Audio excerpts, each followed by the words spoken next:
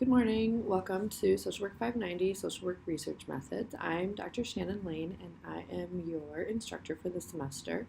And for your introduction video for this class, we asked you to talk a little bit about why social work research might be relevant to social work practice and ethics.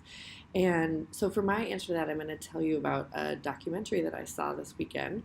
And if you haven't seen it and it's available in your area, I highly recommend it in your vast spare time, I know.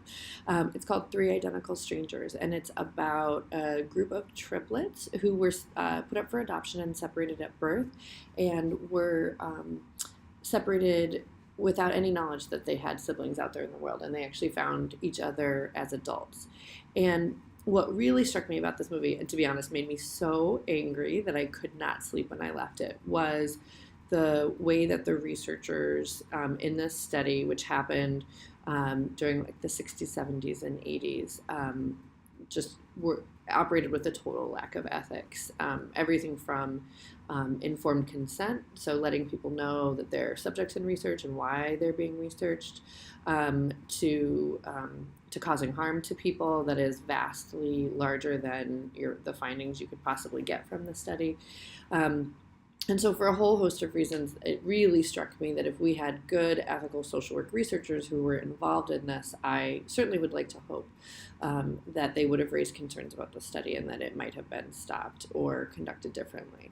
And so for me, that's really why one of the reasons that it's so important for social workers to be involved in research is that we want the code of ethics to be really front and center in the research we do and, quite frankly, in the research that other people do.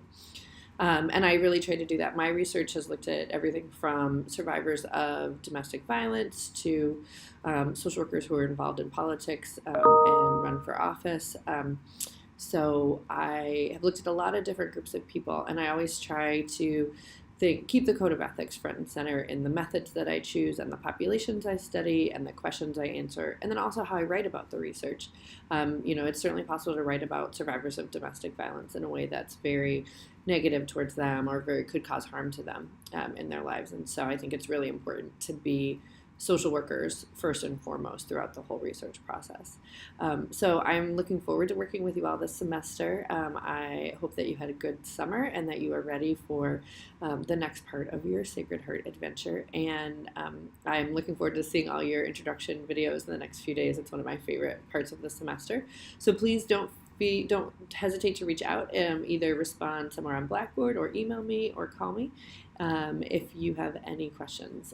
So welcome. All right, bye-bye.